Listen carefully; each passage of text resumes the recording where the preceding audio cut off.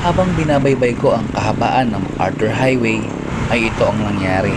Biglang nag-full stop si kuya at hindi ko na kinaya ng preno.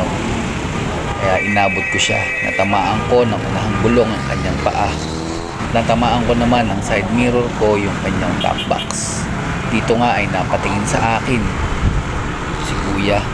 Agad nga siyang umabante kaya sinundan natin siya para humingi tayo ng pasensya. Sabi ko sa kanya, kuya, okay ka lang?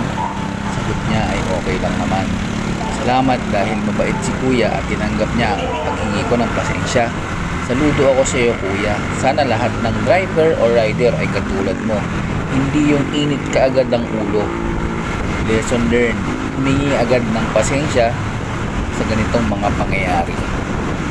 At lagi tayong mag-ingat sa ating pagbiyahe dahil hindi natin alam kung kailan mangyayari ang aksidente. Tulad nito, buti na lang at mabagal lang din yung ating takbo. Lagi tayo mag-pray pagka tayo ay babiyahe na.